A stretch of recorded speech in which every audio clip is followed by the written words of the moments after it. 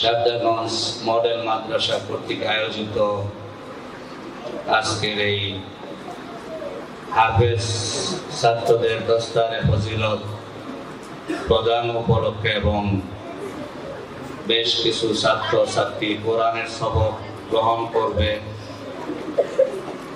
যে কোরআন কারীম এই পৃথিবীর বুকে সর্বোচ্চ ঐশী গ্রন্থ, সবচেয়ে মূল্যবান আল্লাহ তাআলার কালাম, কালামুল্লাহ শরীফ, যে কালামুল্লাহ শরীফের সবক অর্থ শিক্ষা প্রতিষ্ঠানের শিক্ষার্থীরা প্রথম সবক গ্রহণ করবে, সেই উপলক্ষে আজকের এই মহতী মাহফিলের সম্মানিত সভাপতি এবং এই প্রতিষ্ঠানের সবচেয়ে গুরুত্বপূর্ণ পাঠ, সবচেয়ে গুরুত্বপূর্ণ ব্যক্তি যারা প্রতিষ্ঠানের শিক্ষা প্রতিষ্ঠানের শিক্ষার্থীবৃন্দ, তলেবে এলেম, ছোট ছোট কচিকাচা বাচ্চারা এবং তথ্য প্রতিষ্ঠানের সম্মানিত শিক্ষক মণ্ডলী এবং সম্মানিত অভিভাবক মণ্ডলী এবং এলাকাবাসী, বিভিন্ন গার্ডিয়ানগণ, সুধী সমাজ, দিগার হযরত উলামাগণ, আসলে দীর্ঘক্ষণ যাবৎ এখানকার বাচ্চাদের বিভিন্ন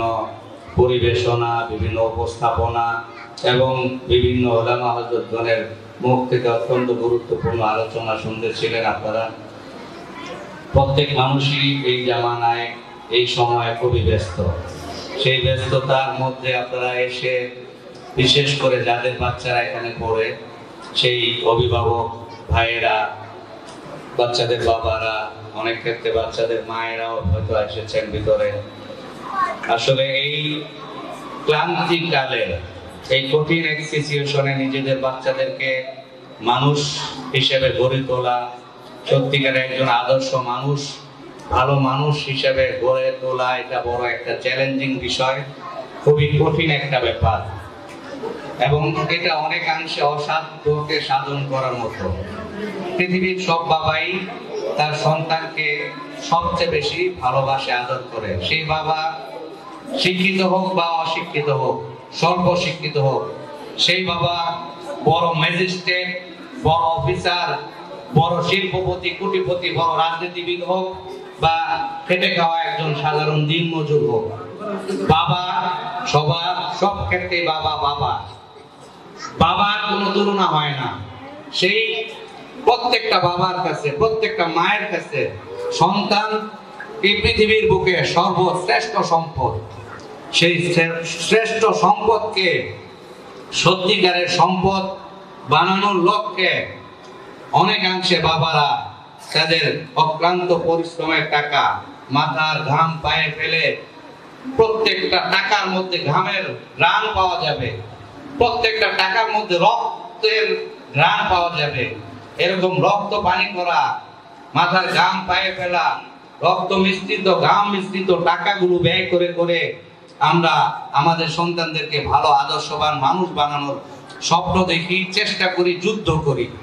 কিন্তু দুঃখজনক হলেও অত্যন্ত কঠিন বাস্তব কথা এটা, আজকের যুগের যেই আধুনিক শিক্ষা ব্যবস্থা, যেই শিক্ষা ব্যবস্থায় আমরা আমাদের বাচ্চাদেরকে দিয়ে নিরাপদ বোধ করতে পারি না, যেখানে গেলে, যে স্কুল কলেজে গেলে আমাদের বাচ্চারা আধুনিক শিক্ষায় শিক্ষিত হয়ে আদর্শবান মানুষ হবে তো দূরের কথা, আপনার বাচ্চা, আমার বাচ্চা আমার কন্ট্রোলে থাকবে কিনা, আমার কথা শুনবে কিনা, বাবা মায়ের কথা শুনবে কিনা, ড্রাগ এডিক্টেড হয়ে যাবে কিনা, এবং বিভিন্ন বকে যাওয়া দুষ্ট ছেলে মেয়েদের সঙ্গ পেয়ে আপনার আদরের ছেলেটা, আমার আদরের মেয়েটা দুষ্ট, বকে যাওয়া, বকাটে হয়ে যাবে কিনা, ড্রাগ এডিক্টেড হয়ে যাবে কিনা, বাবা খোর, ইয়াবা খোর, গাঁজা খোর এবং বিভিন্ন রকমের টিকটকার, বিভিন্ন রকমের এই সোশ্যাল মিডিয়ার যেই অশ্লীলতার জোয়ারে ভেসে যাবে কিনা, এই চিন্তায় যখন এই সমাজের, এই এলাকার বা এই দেশের প্রায় প্রতিটা গার্ডিয়ান উদ্বিগ্ন, চিন্তিত, পেরেশান, সেই সময়েই আমাদের এই অঞ্চলে বসবাসকারী সকল মুসলমান মানুষদের জন্য অত্যন্ত বড় এক মেহেরবানি হয়ে দাঁড়িয়েছে এই এলাকার মাদ্রাসাগুলো।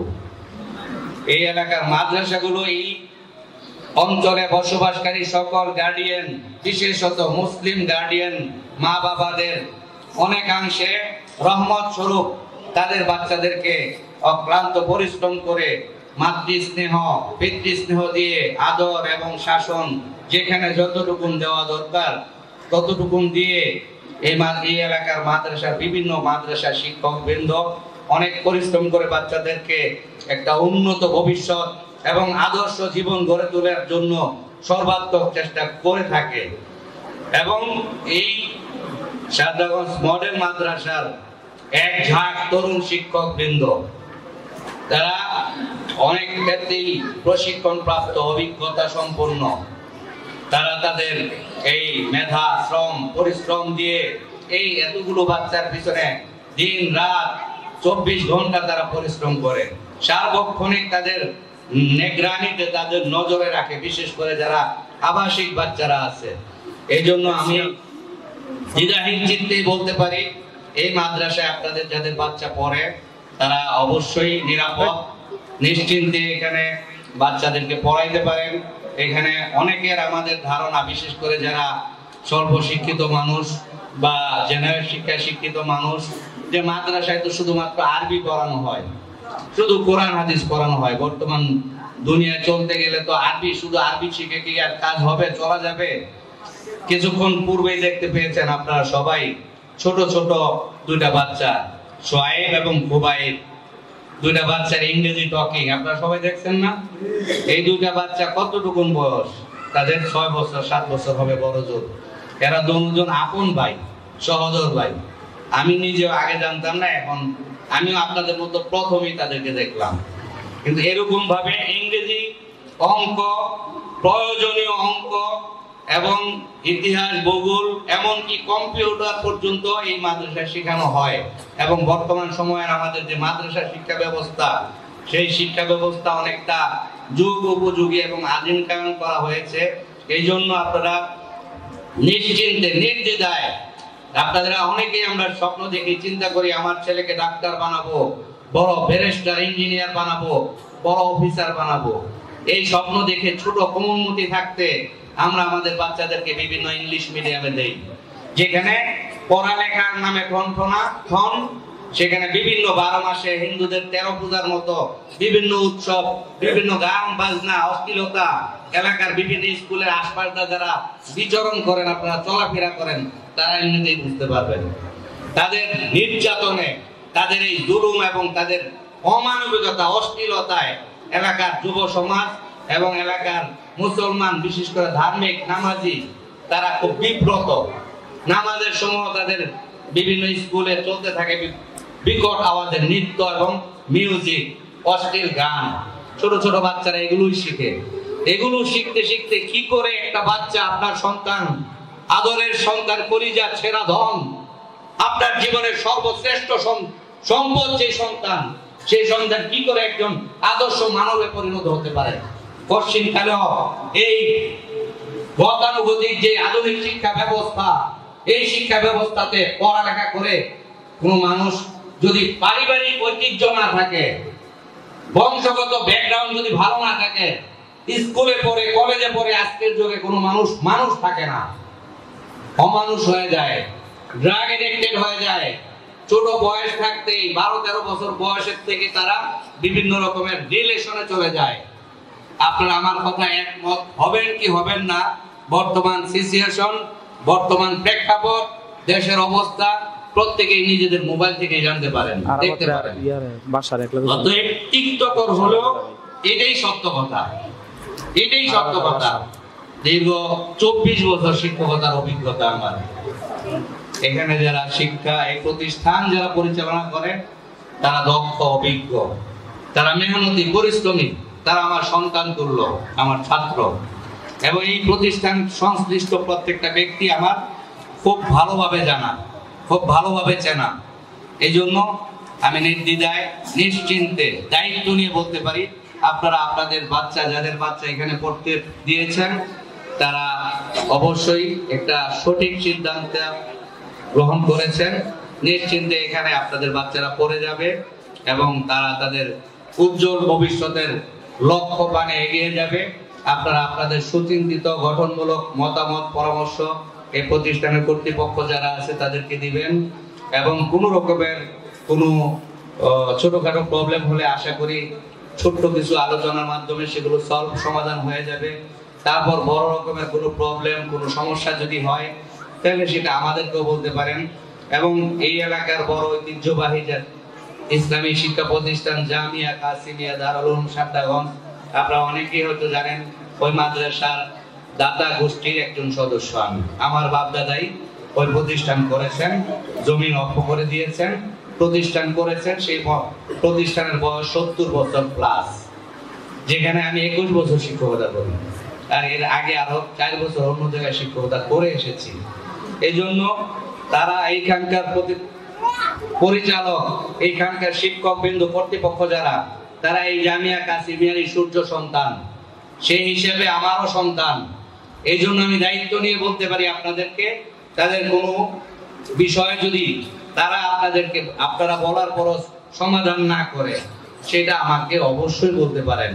বা বড় মাদ্রাসায় অন্যান্য দায়িত্বশীল যারা আছেন, প্রিন্সিপাল আছেন, আমাদের অন্যান্য শিক্ষক মন্ডলী আছেন, যেহেতু আমি এলাকার মানুষ, অনেকের কাছেই অপছন্দের মানুষ, আর সত্য কথা বলি সবসময়ের জন্য একটু তিক্তকর, কোনো অসুবিধা নাই, কোনো মানুষের স্যাম্পিতি আমার দরকার নাই, সবার কাছে প্রিয় হওয়ার আমার কোনো বিন্দু পরিমাণের ইচ্ছা এবং আশাও নাই, সেই লক্ষ্যে আমি চলিও না। অতএব আমি সবার কাছে তিক্ত, এটা আমি নিজেও জানি। তিক্ততার কারণে যদি আপনারা আমাকে না বলতে চান, কোনো অসুবিধা নাই, অনেক মিষ্টি মিষ্টি শিক্ষক সহকর্মী আমার আছে ওখানে, ওনাদের কাছেও বলতে পারেন, সমাধান হয়ে যাবে। কোনোভাবেই জামিয়া কাসিমিয়া বা আশপাশে অন্য কোনো মাদ্রাসা বা শিক্ষা প্রতিষ্ঠানের প্রতিদ্বন্দ্বী প্রতিষ্ঠান এটা না। কোনোভাবেই জামিয়া কাসিমিয়া বা আশপাশের অন্য কোনো শিক্ষা প্রতিষ্ঠানের প্রতিদ্বন্দ্বী প্রতিষ্ঠান এটা না। কথা ক্লিয়ার? অতএব আপনারা যারা গার্ডিয়ান, আপনাদের বাচ্চারা এখানে পড়ে, অবশ্যই সুনাম ধন্য। এই কয়েক বছরে বেশ সুনাম হয়েছে প্রতিষ্ঠানের, উত্তরোত্তর আরো সমৃদ্ধি, সুনাম অনেক বৃদ্ধি পাবে এই আশাবাদ ব্যক্ত করি। কিন্তু আপনারা অন্য মাদ্রাসাকে ছোট করে বা অন্য মাদ্রাসার বিভিন্ন ত্রুটি বিচ্যুতি বলতে গিয়ে এটাকে অনেক উপরে উঠাইতে গিয়ে আপনারা কোনো কাদা ছোড়াছুড়িতে লিপ্ত হবেন না। এখানকার বাচ্চারা, শিক্ষার্থী দলে বেলেন, তোমরা কখনো এই জাতীয় কোনো কাজ করবা না। আপনাদের বড় যারা গার্ডিয়ান, আপনাদের কাছে আমার করজোর মিনতি, বিনীত রিকোয়েস্ট, আপনারা এই ধরনের কোনো বিবাদে যাবেন না। কারণ এই প্রতিষ্ঠান যারা চালায় তাদের সাথে আশপাশে অন্যান্য প্রতিষ্ঠান বা প্রতিষ্ঠানের সাথে সম্পৃক্ত যারা ব্যক্তি, কর্তৃপক্ষ, তাদের সাথে খুব সুন্দর রিলেশন, সুসম্পর্ক বজায় আছে এবং অব্যাহতভাবে বজায় থাকবে। এই জন্য কোন রকমের তিক্ততা, কোন রকমের প্রতিদ্বন্দ্বিতা, কম্পিটিশন, পড়ালেখার কম্পিটিশন থাকতেই পারে। রেজাল্ট কোন প্রতিষ্ঠানে ভালো করলো, কোন প্রতিষ্ঠানে বাচ্চারা পড়ালেখা এগিয়ে গেল, এই কম্পিটিশন থাকতে পারে। কিন্তু ওইটা ভালো না, এটা ভালো, এটা ভালো না, ওইটা ভালো, এই ধরনের কিছু টেন্ডেন্সি, কিছু মেন্টালিটি কিছু গার্জিয়ানের মধ্যে থাকে। এই জন্য এই বিষয়টা আপনাদের কাছে বিনয়ের সাথে আমি আলোচ করলাম। পাশাপাশি যেহেতু আমি এলাকার মানুষ, তিক্ত কথা বলি, সত্য কথা বলি, অনেকেই আমাকে অপছন্দ করেন, খুবই সিম্পল, স্বাভাবিক। তারপরেও কিছু কথা বললাম, খুবই গুরুত্বপূর্ণ। আপনারা সন্তানদেরকে ডাক্তার বানানো নিষেধ বা ডাক্তার বানালে গুনাহ হবে এরকম কোনো বিষয় না। ডাক্তারের অবশ্যই প্রয়োজন আছে এই সমাজে, এই দেশে। ইঞ্জিনিয়ারের প্রয়োজন আছে, আছে কি নাই? বড় ব্যারিস্টারের প্রয়োজন আছে, বড় কর্নেল, মেজর, ব্রিগেডিয়ারের প্রয়োজন আছে, ডিসিএসপি, এদের প্রয়োজন আছে। কিন্তু সবাই যখন স্বপ্ন দেখা শুরু করে যে আমার ছেলেকে doctor, engineer, brigadier, police officer বানাবো, কিন্তু দিন শেষে পুরা জীবনের সমস্ত পরিশ্রম দিয়ে সন্তানের পিছনে টাকা খরচ করার পর, লক্ষ লক্ষ না অনেকাংশে কোটি টাকা খরচ করার পর ছেলের বয়স যখন 24-25 বছর হয়, তখন দেখা যায় ছেলের জিন্দেগি বরবাদ। অনেকাংশে সেই ছেলে বিয়ে করার উপযোগী না, সেই ছেলে হয়ে যায় মানে ট্রান্সজেন্ডার, সমকামিতার দিকে চলে যায়। সেই ছেলে হয়ে যায় বকে যাওয়া, বড় বড় এমন কিছু ড্রাগস বর্তমানে আসতেছে আমাদের দেশে, যেগুলোর নাম আমরা কখনো শুনি নাই। কিন্তু আপনার ছেলে, আমার ছেলেরা চেনে দেখি ভার্সিটির গণ্ডিতে। সেই বড় বড় আদরের দুলালদের সাথে চলতে গিয়ে, পড়তে গিয়ে, থাকতে গিয়া তারা কি কি ড্রাগসের বিষয় যেগুলো আমরা জীবনে চোখেও দেখি নাই, আপনারা অনেকে দেখেন নাই, কিন্তু আপনার ছেলে সেটা অভ্যস্ত হয়ে গিয়েছে, ধ্বংসের খাদের কিনারায় পড়ে গিয়েছে, আপনার কোনো কথাই সে মানে না।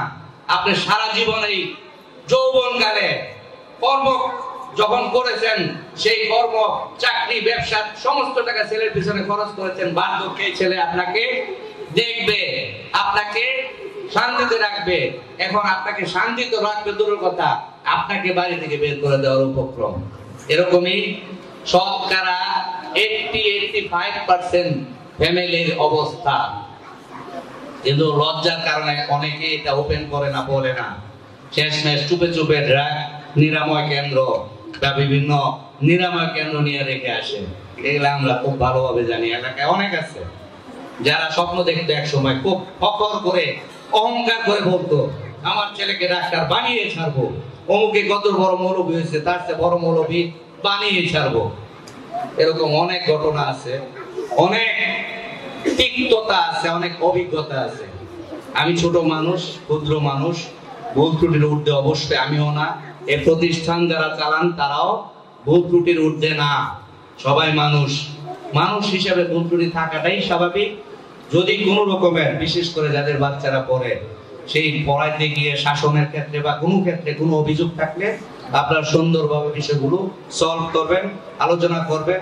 আরো যারা এই এলাকায় বসবাসকারী বিভিন্ন জেলা থেকে আগত কর্মজীবী ভাই বোনেরা আছেন, পাশাপাশি আমাদের এলাকার যারা মানুষ আছেন, সবাইকে আমি বিনয়ের সাথে পায়ে হাত রেখে বলবো, অনুরোধ করে বলবো, আপনারা মেহেরবানি করে আপনাদের বাচ্চাদেরকে মাদ্রাসামুখী করেন, মাদ্রাসায় পাঠান, এই মাদ্রাসায় দেন। আপনার ভালো যদি লাগে এখানে পড়ান, এখানে ভালো না লাগলে আশপাশে অনেক মাদ্রাসা আছে, যে কোনো মাদ্রাসায় পড়ান। অন্তত আপনার বার্ধক্যে আপনাকে বাড়ি ছাড়া করে দিবে না। আপনি মারা যাওয়ার পর আপনার জন্য কবরে গিয়ে একটু দোয়া করতে পারবে। পাশাপাশি সে অন্তত পক্ষে মানুষ, আপনার সভ্য সন্তান, আদর্শ মানুষ হিসেবে এই দুনিয়াতে জীবন যাপন করতে পারবে। যেই লক্ষ্য নিয়ে এই মাদ্রাসার পথ চলা এবং সেই সঠিক পথে এগিয়ে যাচ্ছে, আলহামদুলিল্লাহ। আশা করি আরো অনেক দূর এগিয়ে যাবে, সেই আশাবাদ ব্যক্ত করি। মহান আল্লাহ সুবহানাহু ওয়া তাআলার নিকটে এই দোয়া কামনা করি, আপনারা সবাই এই মাদ্রাসাকে ভালোবাসবেন, এই মাদ্রাসায় নিজেদের ছেলে মেয়েদেরকে দিবেন। কোন রকমের কোন বিষয়ে, ছোটখাটো বিষয় হলে সেগুলো নিজেরা আপসে আলোচনা করে সমাধান করে ফেলবেন। আর যদি সেটা সম্ভব না হয়, সেটা এখানে যারা শিক্ষক আছে, তার মা আছে, ব্যক্তিগতভাবে তাকে আমি চিনি, তার বাবা আছেন, সারা জীবন পরিশ্রম করে এই ছেলেগুলাকে মানুষ বানাইছেন। তার বাবা একজন মেহনতি, একজন যোদ্ধা, সফল যোদ্ধা, আব্দুল জলিল ভাই। অতএব ওনাকে বলতে পারেন, আমাদেরকে বলতে পারেন, আশা করি সব হয়ে যাবে, সমাধান হয়ে যাবে।